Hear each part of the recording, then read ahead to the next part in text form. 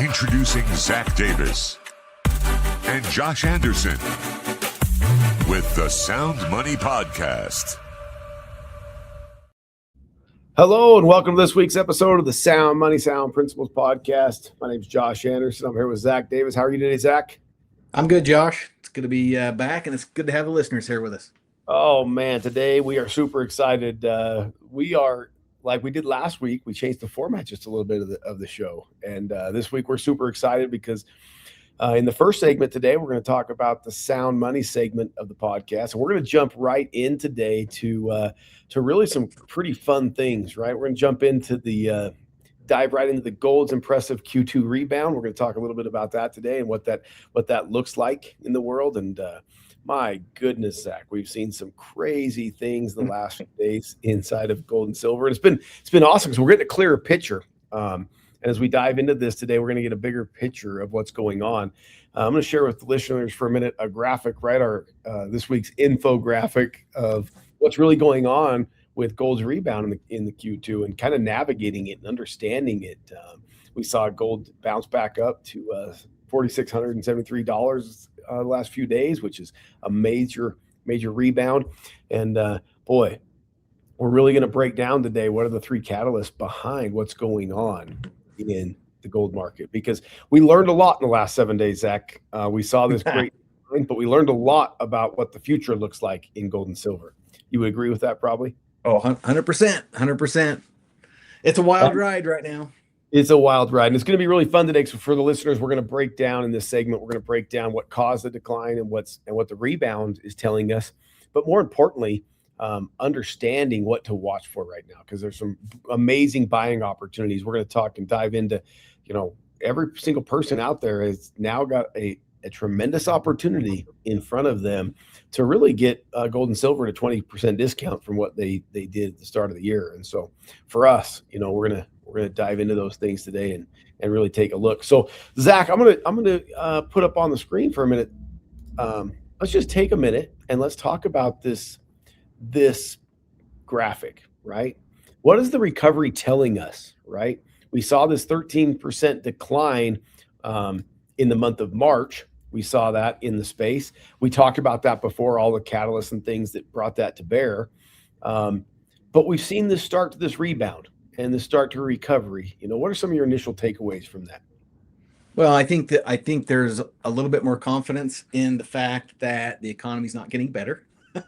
Right. And it's like we talked about last week, right? The big sell-off was just fear-based. Like it was all because of the petrodollar. Everybody started selling off. And then what's happening right now is what most people don't understand about the market is a lot of this is not done by a human sitting behind a trading desk.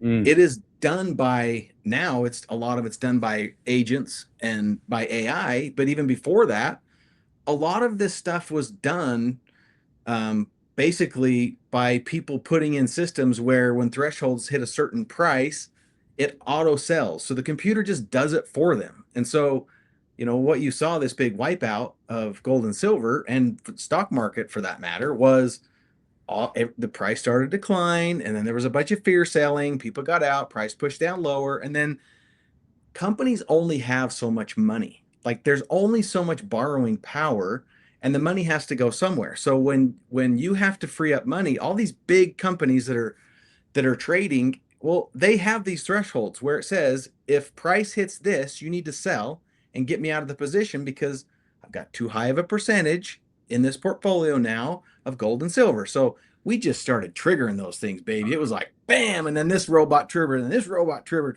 And so it just kept triggering all the way down. But now what you're seeing all of a sudden is that fear sell-off is done. And now I think what we're starting to see really is the reality set back in that the economy's not getting any better. Jobs report's not great. We're talking about all these things, but now you're seeing what gold and silver should be doing right now based off of the economy is starting to do it. Because the last couple weeks, this big sell-off was totally against all the technicals and everything it should have been doing. Straight fear based on the war. Yeah, it didn't matter. And oil. It was opposite of what we typically see when there's war or when there's uncertainty. We typically see gold skyrocket at those times, and we didn't see that. So the market all of a sudden, people went, "Wow!" But it was a lot to the market freaked out. the market freaked out, and it was more to do, like you said, we're living in a different time where you have driving forces of computers making sell-offs at different technicals, right? That isn't normal. I wasn't planning on getting into this today, but I learned something this last weekend that was kind of crazy, Zach. On over the weekend, Friday in particular, India came out and actually said that they're going to untether gold in their country to the worldwide standard. Okay, that they were going to do it strictly off of physical demand, not paper trading on Wall Street because of this, right? And in India, we've seen they say within the next 60 days they're going to detangle gold, precious metals from the paper traders in Wall Street because it's not real. I think we're going to see the same things across the world, right? India is just the first because it shouldn't be so volatile compared to those things. Yeah, 100%. So Zach, I got up on the screen here for our listeners, right? We want to dive in, like a deep dive into the three catalysts driving momentum, right? In gold and silver, and what it looks like, and because it will really tell us what the rebound, if it will continue to be like it is today, where we've seen this bounce, or should we be looking for something else? And so, real quick, we touched on this last week, but it's a little different than normal, right? Zach, let's take just a second about the Fed Chair Powell. He decided to hold interest rates for the remainder of the year and make a projection that all the way through potentially 2027, we might not want to anticipate a rate reduction in the interest rate. He gave those remarks at Stanford University, and the whole world all of a sudden panicked, and all these robots, AI traders, once again started driving the price of gold down because they thought the bond market was going to be stronger and people would move their money, but it's not actually what happened. Any insights into that? Yeah, I mean, it's again, there's only so much money in the marketplace. These companies and banks and all these institutions. I mean, think about your own household. Like, you've only got so many places, or you've only got so much money you can put certain places. So you have to decide where it goes. So if these banks and these big companies and things, and they're holding assets in land and they're holding it in gold and all these other things, most of them are paper traded. Well, when Powell comes out and says stuff about the bond market, or that the interest rates aren't going to be tightened up, well, everybody goes, okay, well, I only have so much money, so I need to take this money out of gold and silver. I need to go put it into bonds and treasuries, buy bonds and treasuries, because I'm going to get a higher interest rate, right? Then, because I can't keep it in both places. It's an opportunity to make money rather than have it in this safe haven to protect against inflation. But the real problem is inflation is not going away. Like, he's really worried about it. And that's why he doesn't want to drop rates. But I mean, okay, you tell me, Josh, how many people do you know right now today who want to expand their business, or first-time home buyers that want to go buy a home, but they're waiting for the rates to drop to do it because money's too expensive to borrow right now? Yeah, like everywhere, Zach. Like everywhere we see that today. I just say So this, money's right? not moving, Yeah, right? Money's not moving. And when money doesn't move, the economy is in real trouble. I would just say this, Zach. This is what I'd say. We've seen this movie before. Yeah. Right? We've seen it when the Fed signals that they're not going to keep slamming the brakes, that they're not going to reduce interest rates, when they're going to keep them the same. That's usually when gold finds its legs, right? Gold finds its legs whenever that happens. This was the first time that it didn't, which was strange, right? But we saw the bounce this week off of that, meaning we found the real reality, right? Without these robots trading. So I would just say this, right? We've seen this movie before. I would say we're about to see the Fed print money. Yeah. We've seen it before. This isn't new to us. Like, we saw it in 2008, we saw it in 2013. When the Fed does this, they print more money, which what has that done every time to gold, Zach? Yeah, it drives the price of goods and services up. It creates huge inflation, and then money flocks to safe haven assets like gold and silver because the dollar gets crushed. I mean, think about, and this is the interesting part too. Right now, we're in a weird position because partly why I don't think we saw the huge bounce that we normally would see when the Fed chair comes out and makes these statements is because we have this pull right now of two opposites, right? You have the war going on and all the effects of that plus his statement. So if the war wasn't going on, he makes that statement, I think you see a big bounce. But because the war's going on, there's still this, like, in the back of people's minds, right? There's that impact, and you don't get the true economic balance that would happen there. And think about how many bombs have we dropped? How many missiles have we sent? How much fuel have we burned? How many bases do we have to rebuild? Like, you throw all that into this equation now of we're not going to drop interest rates, and that means we're going to have to become a money printing machine. We either raise taxes to pay for all this war and to rebuild our war machine industrial complex, right? Or you just print more money. And what are they going to do? Yeah, they're going to print more. Republican. You can't raise interest rates. You got midterms coming up, right? I mean, you can't raise taxes. You got midterms coming up. That's off the table. So what do? You do the easiest thing that people don't really understand, and that is you raise taxes by printing money. Yes. So that's what they're going to do. They're just going to print more money. That's why I say we've seen the movie before, right? So we know, I just know there's a bump coming. We saw it last week, and we're going to continue to see it. Zach, let's jump into the second catalyst here. We don't have to spend a lot of time here. People understand this, right? But there's now with the war in Iran, right? But there's a lot of momentum building towards this Islamabad Accord potential, right? Right now, Pakistan is apparently brokering talks between the U.S. and Iran, a potential two-phase ceasefire kind of idea. This de-escalation in the Middle East tends to reduce geopolitical risk and premiums, but it's early, right? Like right now, It's early. And I know the geopolitics can shift overnight. But right now, it looks like it's gaining traction, which means in the short term, we could see a little more dips. But in the long term, central banks and smart money are going to be trending back to gold as the ultimate insurance policy regarding, what's going on there. You feel the same, or you disagree with me on that? Yeah, because here's the thing: if you're a day trader, okay, and you're just staring at your screen all day long, then you can trade off these headlines. And if you're really good, you're probably going to make some money. You're going to take some big hits too, because it's done some opposite things of what it should have done based off of the news. But if you're like, I'm not trying to make money off of gold and silver today. Like, that's not the game I'm playing. That's not why I buy it. That's not why the big banks and the central banks buy it. That's not why countries buy it, right? They're buying it as insurance against all of these geopolitical things you're talking about. So if you think about the long term and you take the fear out of watching price and you just go, okay, if they get this ceasefire done, then what happens? Well, you're hopefully going to see the Strait of Hormuz open some more. You're going to see some more oil flows happening. Infrastructure is going to get rebuilt. Fuel prices are going to come down. And again, most of this is all weighted on the petrodollar and oil prices. So if that happens and you see oil prices start to trend down and infrastructure get rebuilt and peace start to happen over there in the Middle East again, you're going to see the price of silver and gold start trending back up, because the underlying issue that we're still dealing with in the economy will rear its ugly head again. Right now, it's all kind of covered up by the war, right? Everything that's really going on. If you don't see the ceasefires, in my opinion, if you don't see oil prices going down, you're going to see gold and silver still kind of consolidate. But again, if you're trying to dollar cost average, and this is just about long term and putting your money someplace where it's safe and protecting against inflation, then I'm not trying to time the markets. What I know is over the long term, the economy's not getting better. So I'm taking my bets to the gold bank, because I'm not worried about what's happening next week with gold and silver prices or next month. Like, I'm doing this and buying gold and silver because of what's going to happen 5 years from now, 10 years from now, and where I think it's going.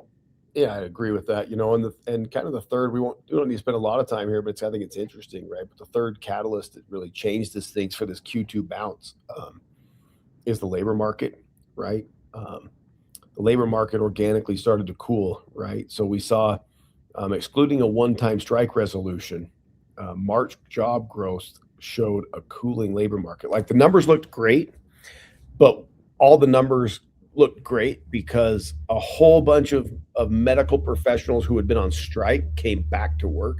And so it showed up as new people in the workforce. Otherwise, Zach, we talked about the AI things going on, right? We would have had a major downturn in job growth in America. And because of that, it's just another prong. We know the movie, when you have the economy's not doing well, when inflation is spiking, when the labor market is shrinking, what does the Federal Reserve do? They print money. Like we've seen. So it's coming. It just watch out. It's coming before the end of the year. We're going to see. They won't call it printing money. They're going to say they're going to say that we're going to create this new credit. We're going to send people free money. That's what will happen. Like it's coming. There's no way around it. And so yeah. I love that you shared something. I'm going to put up a graphic again, Zach. This is to me. You just mentioned dollar cost averaging, right? Nobody is good enough to time the market and pick the bottom and all those things. I would just say, right, we had a 3.5% weekly recovery last week, right? What does it mean to have 20% more for your dollar cost averaging, right? From our peak in January at 5608 to our pre-war level at 5200 to our current level at 5600. What does it actually mean? If you had $200 to buy today, like if you went to the SoundMoney wallet today and you bought $200, what does that actually mean? Are you really getting 20% more gold today than you did in January? Yeah, it's a really good question. The answer is no. because the whole premise of gold and silver is it's a protection against a bad dollar, right? So it's just like the way you have to think about it is it's the purchasing power of the dollar. So the gold and silver prices don't move. It's your purchasing power of gold and silver that does, or purchasing power of your dollar. So yes, I mean you're getting more gold for your money, right? And it's more valuable. But go to the supermarket. Did prices come down, right? Or did prices go up? So again, it's relative to the dollar. That's why dollar cost averaging in gold and silver to me is the ultimate win, because it doesn't matter when you're buying it or when you're taking it out. It's relative to within a couple months what's going on in the economy and how strong the dollar is and prices of groceries and gas. Yeah, and that's what I love about right this minute, right? Like for people today, right this minute, there is a tremendous opportunity to go. It's on sale. It's on sale, right? You get a 30%, or you get a 20% discount right now today for what's going on in the world. It just you couldn't be better than right now to go dollar cost average and buy some more gold and silver. And so, to me, I love it when the economy gives me a chance to win as a common man, and it just gave me a chance to win. All the analytics point towards it's rebounding. All the analytics point towards it's going to go up. All the banks, the national institutions and international banks have said they haven't changed their numbers. They're still projecting $6,200 this year. So guess what? We just got a huge buying opportunity. So for all the listeners, I would just say, right? Like, yeah, if you believe in dollar cost averaging, you believe in that model and the opportunity, today is the day to go make purchases, right?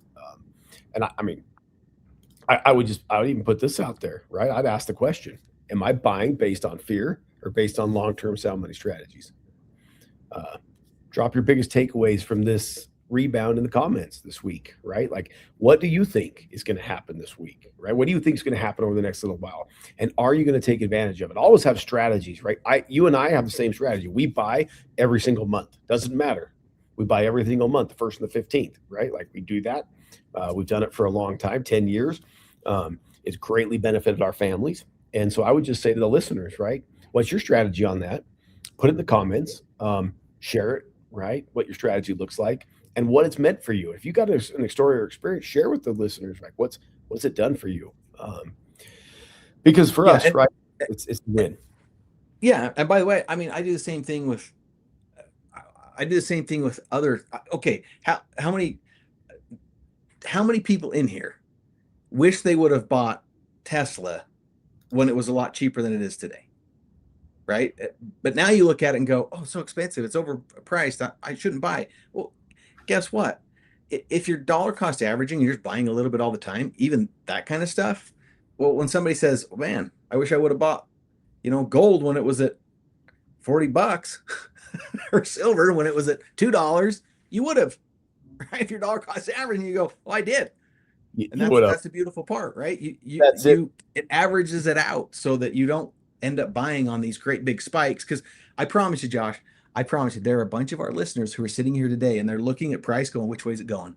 Which way is it going? Is it going to go back down or is it going to shoot back up? Well, I think I'm going to wait and see if it shoots back up. And all of a sudden it's going to hit $85 and they're going to go, oh, I should have bought it 75 or 72. They're going to go buy a whole bunch of 85. It's going to drop to 80. They're going to freak out and go, oh, I bought too late. Now I got to get rid of it. I think it's going to go back to 70. You just keep doing that and end up wiping out your bank account. If you buy today, guess what? You bought at 72. If you buy next week, maybe you buy at 85. Maybe you buy at 71. I don't know, right? But it averages out and you win over the long term. Well, Zach, we want to put this up. We want to say congratulations to Holland PV 339. Not sure who that is. They're going to get a hold of us at sound.money. Let us know who they are. You're the winner of last week's comment, right? Because we thought your comment was spot on for today. Gold and silver on sale. Buy the dip. Like you said before, like running a business, it's about DCA, dollar cost averaging. Thanks for breaking down the information and simplifying it. So guess what? This is our winner for $50 free of gold at the SoundMoney wallet this week. So reach out to us at sound.money in the chat. Reach out to us. We're gonna get your username. We're gonna send you over $50 free of gold Eagles this week. Yeah, baby. Congratulations on that. We look forward to it. And listeners, don't miss your chance next week. Drop a comment in the comment section about your strategy and how it's worked for you in the past. And we're going to pull off another winner next week. So congratulations. Zach, we're going to change gears for a minute. We're going to change gears. We're going to finish the segment here on. Do you have any last words on the Sound Money segment this week, on the gold and silver segment, Zach? Bye. Just bye. Right? It's a great time. It truly is unbelievable. We're going to shift gears for a minute, Zach. We're going to shift gears for a minute to the Sound Principles segment. And today our focus is on own your mindset first, right? Most people, think the economy or gold and silver prices, for example, control their success. Like that's how they think. But today we're flipping that. Your mindset is the only thing that actually controls it, right? Give us a little brief overview, Zach, of what it means to own your mindset first as an entrepreneur. Well, that's where the battle really rages. I mean, how many people are on here that are entrepreneurs? Well, it doesn't even matter. Every single person on here, I guarantee you've had some conversation with yourself, right? And that conversation looks like, do I want to get out of bed today? Do I not want to get out of bed? Am I going to be late for work? Am I not going to be late for work? Do I want to run for this promotion or do I not want to run for this promotion? Do I want to do this to my business? Do I not want to do this to my business? Right? You have all these conversations all the time going on. So your mindset really is the thing that is going to make you win or lose, because if you're going to do whatever your thoughts trigger, because those thoughts will become feelings, those feelings become actions, and then that's what you do. So it's when I think about mindset, when I think about your mind and how powerful it is. Okay, this is the perfect example.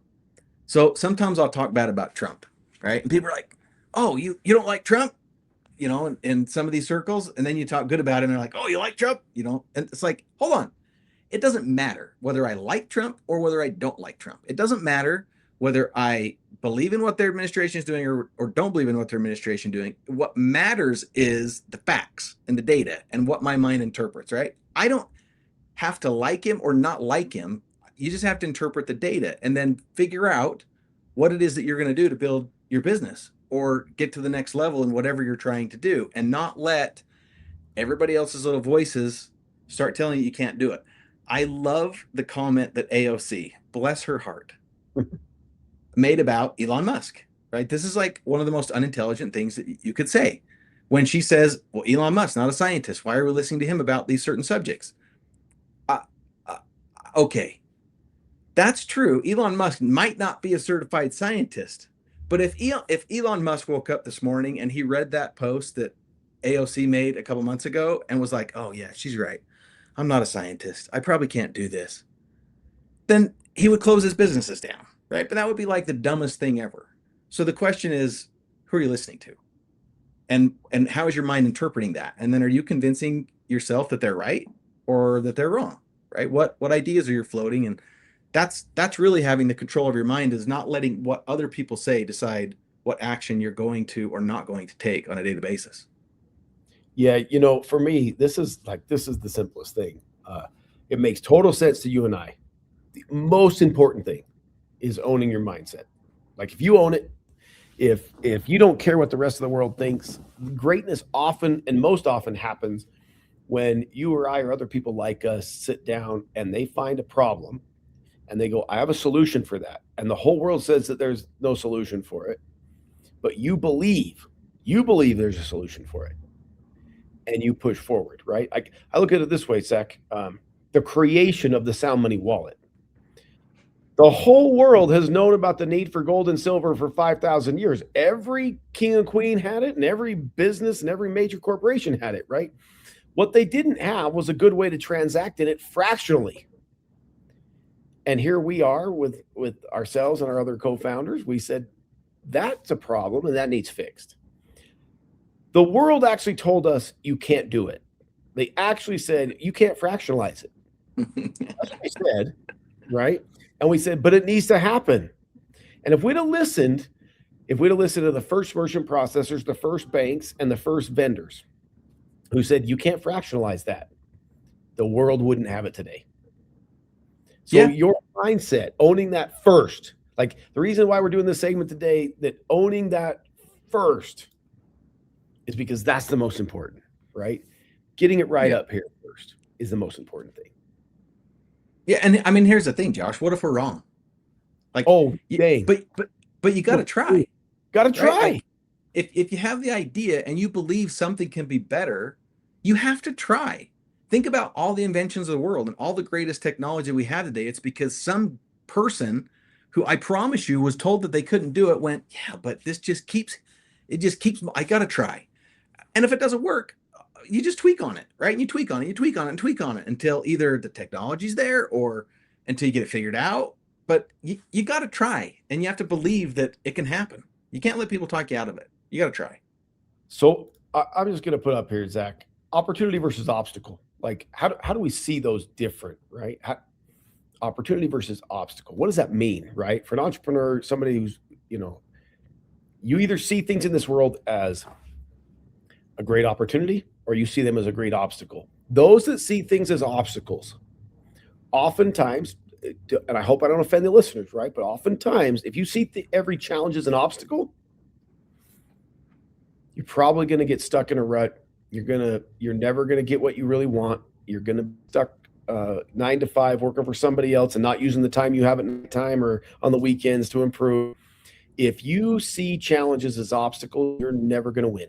You got to get your mind right to where you see challenges as opportunity, because opportunity only lies in the areas that there's great hardship and difficulty. And if you solve a problem, if you find a challenge and you see it as an opportunity and you get after it as an opportunity, you'll find great success. Am I off base there, Zach? That's how I see the world. No, I agree with you 100%. I've had a mentor for years that, he always says that your business can never be bigger than you are. And what that really means is I'm not a big man. So that means I can't have a very big business, right?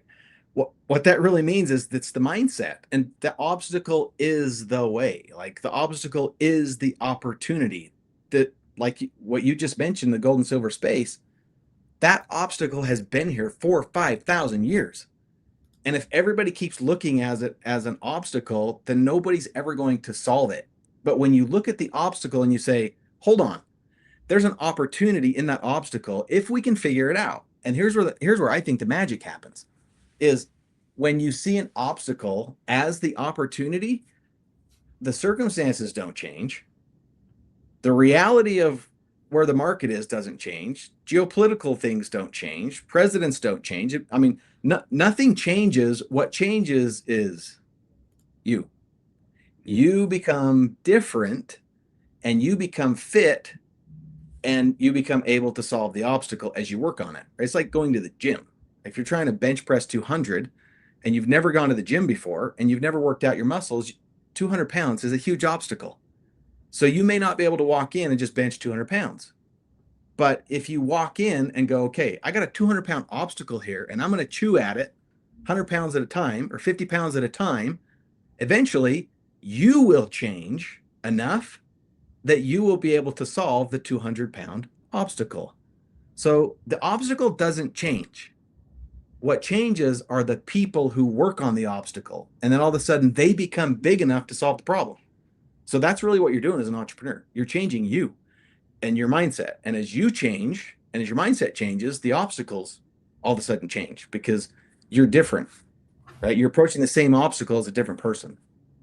I would agree with that. And I would go to the next step to that, right? That when you own your own mindset first, abundance usually comes out of the most difficult economic times, right? When times are difficult and times are tough, whether they be personal economic tough economy or a world tough economy or a regional tough economy, that's when if you put your own mindset first, right? Focused on that, what happens typically is abundance happens then, right? Like I've just found in my own life or in my business ventures that typically tough economies, abundance is actually in the toughest economy, whether that's personal or whether that's a region of the United States or the world or the whole world.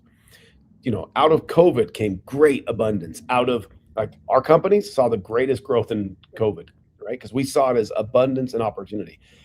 2008, we saw great opportunity coming out of 2008. It was out of the toughest economies that abundance happens. And so for me, I just saw this correlation that abundance oftentimes comes in tough economies, whether that's personal or whether that's regional or whether that's national. And it again goes back to your own mindset first and how you look at it. Most people, finish your thought. No, most people are just opposite than that, right? Yeah. Well, tough economies and tough times create tough people, right? And they create tough mindsets. Soft times create soft people. So it's why, I mean, you look around and there's some people that come out of these tough economic times like a phoenix out of the burning ashes, and you go, how did they do that? Well, because they saw the tough times different than you did, right? Some people hunker down and go, well, I'm going to wait for a new president, or I'm going to wait for a new policy. I'm going to wait for a new law. I'm going to wait for a new, this business owner that just started to go out of business, or they wait, right? They're like, I'm going to wait for these external things to change. But tough people in tough times, they figure out how to change here so they can change their business to meet the new rules of the game, because life and business is just a game. And you just have to know the rules, and the rules change, right? The rules don't stay the same. So if you're a tough person and you own your own mindset, then you can take the emotion out of everything and just look at what it is as it is what it is. And I'm not going to get emotionally tied to it. The rules change. I can pout about it all I want. I can go home and complain about it all I want. I can stay in bed, or I can just play by the new set of rules.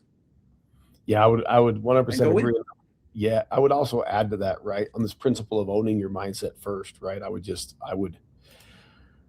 also add that, and this, I don't want to scare our listeners away, but God, it's a reality, Zach. Business owners often feel alone, right? And if you're going to own your mindset first, you just got to know this first, right? Like you got to know this part of it so that you can do it, right? If you're a brand new entrepreneur, if you're thinking about starting something new, or you're trying to do something, just be aware that in this whole conversation of owning your mindset, putting it down, that you might feel alone. And why is it, Zach, that most entrepreneurs or business owners feel alone? Like, because I don't want any of our listeners, they're going out there and getting started and something. I don't want them to be like, I thought everybody's going to love me. And they run across this. Like, so we got to empower them really quick. They got to know the reality of, why do business owners feel alone sometimes? So I love the way that Elon Musk years ago put this. He said, owning a business is like staring off into the abyss and chewing glass. Right? He said the staring off into the abyss part is knowing that 95% of all small business fail within the first 5 years. And then he said the chewing glass part is knowing that you hire the best and the smartest people that you can hire to solve these problems. And then the problems that they can't solve, they bring to you. So now you have to solve all the problems that the brightest and smartest people in the field that you hire can't solve. That's why it's lonely, because you like at the end of the day, nobody else is going to make the payroll, right? The employees want paid, and they should get paid for the time that they put in, but they're not, most employees, unless you like have a wicked culture in your company, most employees aren't going to be sticking around at 5 o'clock going, hey, boss, what can we do to help you figure out how to grow this business so we can all get paid? They're just going to go, I clocked in at 8, I clocked in at 5. You owe me for that amount of time. Send my check. I'm going to go find a new job. Right. And there's not a lot of people who understand what it really means to stay up all night thinking about how are we going to solve this problem and chew on it. Most people, again, their mind clocks in at 8 o'clock and their mind clocks out at 5 o'clock. They stop thinking about your business. But as a business owner, you never get to stop thinking about your business. You're always thinking about it. And most people don't understand what it is that you're really going through on a daily basis and how you make it work. What they see is maybe the home that you live in or the vehicle that you drive or the school that your kids go to. And they just think, oh, they're just rich, right? Those lucky buggers, they just struck it rich. But what they don't see the 10 years that it took to become rich on day one, right? When all of a sudden they go, oh yeah, they're rich. You go, yeah, I've been grinding on this for 10 years, eating a can of beans, right? And living on food storage or whatever because don't have any money. There's not a lot of people that understand it. That's why it's so important to surround yourself with other people that are doing it. That's why it's so important, right? That's why it's so important. And I'm just going to say this, right? We got an action item this week, right? Zach, we want to leave the listeners each week in this section with an action item. And this week, we would encourage you, right? Go out this week and write down one limiting belief and replace it with one sound principle, right? So do us a favor, like get out a pen and paper, not on your phone. Like there's a power, right? Like we're nut jobs, right? Like sticky notes all over, right? Little notebooks everywhere in our offices that are just full, right? And it's because there's a power in writing down something. So I want, do us a favor this week, write down a limiting belief, something that you think, and Zach, give us a couple of examples so that listeners can help here. What would be a limiting belief and how would you replace it with a sound money principle? And so how would you go through this exercise of writing down a limiting belief and replacing it with a sound principle? I'll give you one right now. Actually, it's another business that I'm involved in. And the guy is like wickedly smart. And I think they have a super great idea, but it's like, I don't know if you ever watched the show Failure to Launch. Failure to Launch. Yeah. So one huge limiting belief that I think a lot of entrepreneurs have is they believe that they don't know enough yet, or the market's not quite right yet, right? Or they need to learn a little bit more. So one limiting belief is I can't start yet. And you got to fix that, right?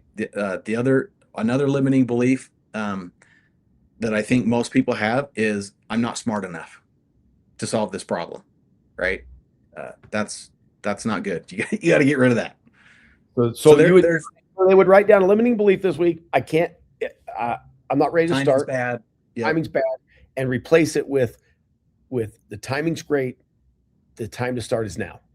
For someone who says I can't do this, to change their mindset to I'm just as good as anyone else. I can do this. Yeah, I mean, here's the thing, Josh. There are. I promise you, there are people out there who are dumber than we are. Okay, that are doing something better than we're doing it. Yeah, and the only difference is they were dumb enough to just start and believe that they could. Right? It's like that's the real truth. That's the real reality. So I'm glad you say that, Zach. We're going to go next week. Next week's episode actually dives into this, right? So next week, just a little teaser. Next week, we're talking about why you should start before you're ready. That's the name of the episode for this next podcast. Like, why should I start before I'm ready? Don't miss it. It really is. And I would say you and I have just been dumb enough to make lots of millions of dollars because we started something that someone else didn't start. We just tried. We just tried, right? And oftentimes, we've never had a business out of, I don't even know, 30, 40, 50, I don't even know how many businesses. I just finished taxes. I think I got 18 K1s. So for our listeners to know what that means, right? Like, that'll tell you. I have 18 companies that pay me, right? But we have some real winners in the world because we started. We're going to talk about that next week. But more importantly, gosh dang, we've never had one actually, after a year or two of running it, is anywhere close to what it looked like on day one on a yellow note. What we started with and where it is, sometimes they're vastly different because the world will tell you what it needs. And so next week we dive into that, Zach. And I'm super excited about it. I don't know what we're going to talk about in gold and silver yet, because guess what? The world will see what the market does. What the market does and what it does. I just know this. Today's the greatest time you could participate in gold and silver with the 20% reduction. And in that, I'm gonna leave people with one more question up here, Zach. Do us a favor. After listening to this week, go to the comments and drop your biggest mind shift, right? Your biggest mindset shift in the comments for your chance to win some free sound money, right? We want to hear it, right? So while listening today, what epiphany did you have about owning your mindset first? What did you have there? Or maybe it was about when we broke down in the first segment today about gold and silver and what's happening with this new momentum. And or maybe it was with dollar cost averaging. But do us a favor. What was the biggest mindset shift that you had today? Drop it in the comments, share it with somebody else, because I've found, Zach, I know you have too. What is the principle behind when you share an idea, when you think about it, and then you write it down and then you share it with someone else? What actually happens when you share it with someone else? It becomes a physical reality. Like you take a thought or an idea, and when you share it with somebody else, there's now all of a sudden this idea lives not just inside of your head and inside this space. It lives somewhere else and you know it, right? So now all of a sudden you've like put it out there to people about what your intention is or what you're going to do. And just the fact of doing that will give you a little bit of momentum to start taking action on it. And then the more action you take, pretty quick, the more real it becomes. That's just how it works, right? It's just how it works.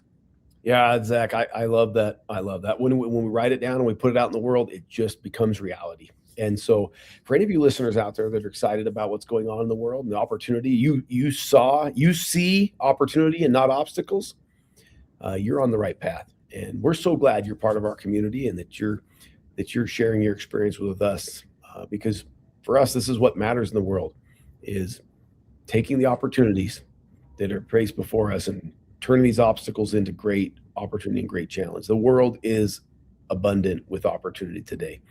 And boy, Zach, never been a better time to participate. And so from us, from the bottom of our heart, we say thank you to all the listeners out there that are participating in the Sound Money movement with Gold and Silver, with the Sound Money wallet, and those that are wanting to be part of understanding sound business principles. Zach, I'm going to give you the last word today.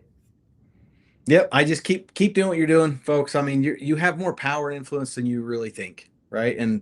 And people who understand sound money, it's going to be the new currency of the world. This understanding of how sound money works, right? Gold and silver and this new movement that's coming. So just keep doing what you're doing.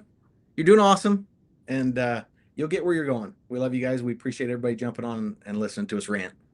Yeah, we can't wait to see you next week on the Sound Money Sound Principles podcast. You guys have a great week and appreciate you. All right. See you next week.